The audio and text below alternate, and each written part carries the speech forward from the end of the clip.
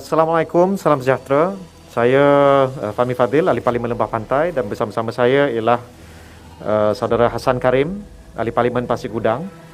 Kami berdiri di sini untuk mengadakan satu sidang media khusus berkenaan satu laporan berita yang telah keluar semalam berhubung penahanan reman 3 pegawai kanan ataupun 3 anggota SPRM Suruhanjaya Pencegahan Rasuah Malaysia yang difahamkan mengikut laporan media mereka telah ditahan reman dari 14 September hingga 19 September yang lalu. Dan ini difahamkan berkait dengan sebuah kes yang melibatkan seorang ketua jabatan. Dan telah keluar siri kenyataan media semalam termasuk oleh satu kenyataan bersama oleh JKMR, Jawatan Kuasa Khas mengenai rasuah, dan juga Lembaga Penasihat Pencegahan Rasuah yang dipengerusikan oleh Tan Sri Dr. Ais Yatim dan juga Tan Sri Abu Zahar Ujang. Dan dalam Dewan Rakyat semalam, ramai ahli parlimen yang telah bangkit untuk membahaskan beberapa perkara berhubung dengan isu ini. Ini adalah satu perkara yang agak mengejutkan, memandangkan apa yang berlaku ialah yang dikatakan penangkapan ataupun penahanan reman oleh pihak SPRM terhadap anggota SPRM. Dan dari sedikit maklumat yang telah disampaikan, yang kita percayai adalah ia melibatkan satu kes bekas ketua MEIO ataupun Jabatan Perisikan Luar Malaysia yang diketuai oleh Datuk Hasanah yang telah dibebaskan pada 12 April yang lalu. Dan ini rentetan dari selepas beliau dilepaskan, difahamkan beliau telah memohon untuk mendapat kembali sejumlah wang yang pada waktu itu telah dijadikan bukti. Tapi kita tak ada maklumat yang lebih lanjut tentang apa yang berlaku, cuma berlaku tangkapan. Dan seperti yang disebut oleh beberapa rakan-rakan ahli parlimen, kesesuaian pihak SPRM untuk menyiasat anggota SPRM itu sendiri pada waktu ini menjadi satu tanda tanya. Dan kalau kita lihat, sebenarnya telah berlaku beberapa pelanggaran berdasarkan penal code ataupun kanun kesiksaan, termasuklah section 204 membinasakan surat ataupun bukti bagi mengelakkannya daripada dikemukakan sebagai keterangan as evidence, serta dalam section, kalau saya boleh sebut, section 489A melibatkan pemalsuan mata wang kertas, 489B menggunakan sebagai tulen mata wang kertas palsu, dan juga 489C memiliki mata wang kertas palsu. Jadi ada beberapa perkara yang lain, termasuklah juga Seksyen 379 Kanun Keseksaan, iaitu seksaan bagi kesalahan mencuri.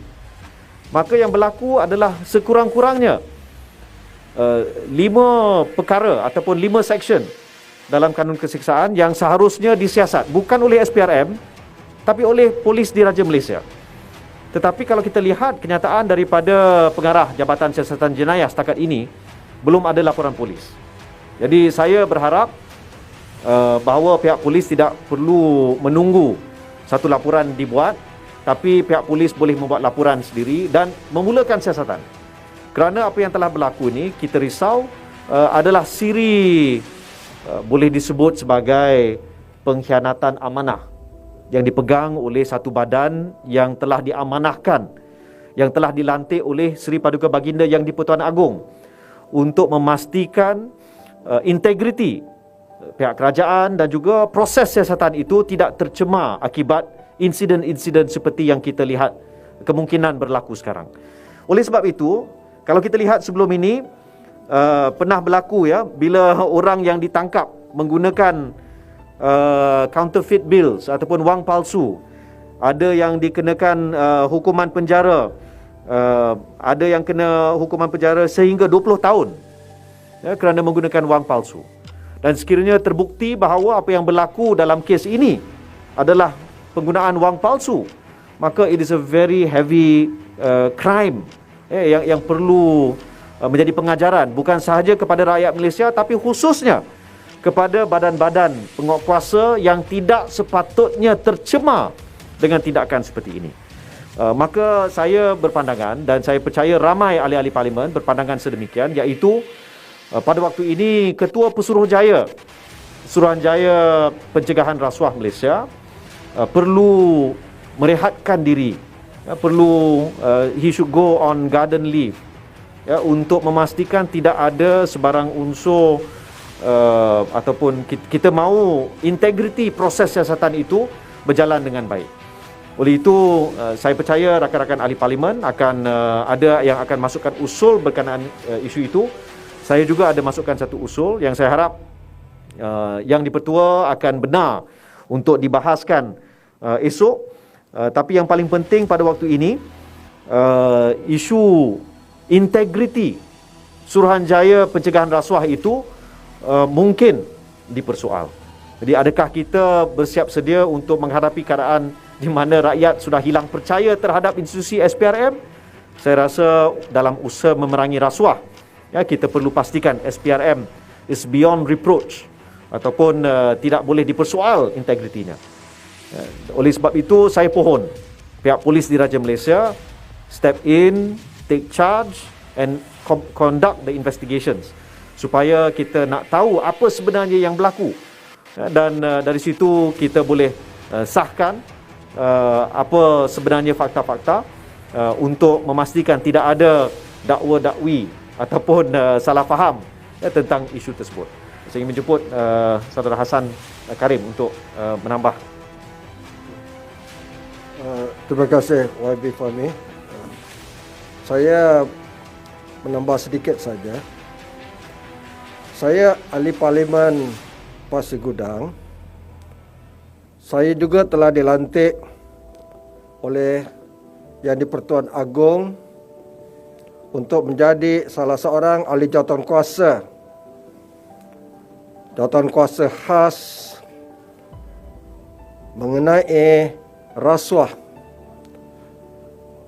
di bawah Akta SPRM, ringkasnya dipanggil JKMR, yang dipengerusikan oleh Tan Sri Dr. Rais Yatim, Speaker Dewan Negara. Saya mengambil berat perkara ini kerana di dalam titah Yang di-Pertuan Agong ketika merasmikan parlimen pada perenggan 56 ucapan baginda menyebut perihal pentingnya kerajaan dan semua pihak, agensi-agensi menentang rasuah ini supaya negara kita akhirnya akan bebas daripada amalan rasuah ini. Secara ringkas dalam ucapan saya terhadap titah Yang di-Pertuan Agong itu, saya mencadangkan antara lain supaya SPRM ini diletakkan di bawah parlimen, tidak lagi di bawah bidang kuasa Perdana Menteri. Dalam kes spesifik yang disebut oleh Yang Berhormat Lembah Pantai tadi, saya melihat ada beberapa perkara yang tak kena dalam usaha apa yang dilakukan oleh SPRM. Pertama, saya perlu menyatakan saya bersangka baik kita mengharapkan dapat empower, memertabatkan SPRM ini supaya menjalankan fungsinya sebaik yang mungkin. Tetapi dalam kes yang melibatkan 3 pegawai SPRM ini, ada beberapa perkara yang merisaukan kami. Malah semalam, jawatankuasa khas mengenai rasuah ini telah berbincang bersama-sama dengan lembaga penasihat terhadap SPRM ini yang dipengerusikan oleh Tan Sri Rais Yatim. Pertama, kenapa setakat ini tidak ada laporan polis dibuat oleh SPRM?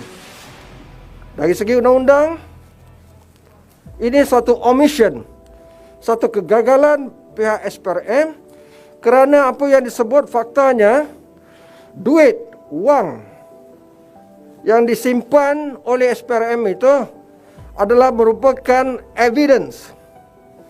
Apabila bahan bukti itu tamper, dicemar, ini satu kesalahan jenayah, bukan kesalahan salah guna kuasa atau rasuah. Polis mesti dimaklumkan. Sehingga saya baca report, pihak polis setakat pagi tadi menyatakan tidak dimaklumkan. Perkara ini dah berlaku beberapa hari. Yang kedua adalah conflict of interest. Apabila kesalahan mencuri, menyalah guna kuasa, jenayah, melakukan pencemaran, tampering terhadap evidence ini, SPRM tidak boleh siasat sendiri. Ini kes polis. Jadi kesimpulannya, perkara ini bukannya kecil. Dalam keadaan rakyat tertumpu, mau SPRM ini diperkasakan, yang Pertuan Agong sebut, ahli-ahli parlimen sebut, harapan rakyat begitu tinggi. Jadi sebagai salah seorang ahli jawatan kuasa khas mengenai rasuah yang dibentuk oleh Yang di-Pertuan Agong untuk menasihat Perdana Menteri dan sebagai ahli parlimen, saya menuntut Ketua Pengarah SPRM supaya membuat penjelasan. Terima kasih. Ketua Pesuruhjaya SPRM. Terima kasih. Okey, kalau tak ada soalan, tak ada ya. Okey ya. Okey, terima kasih.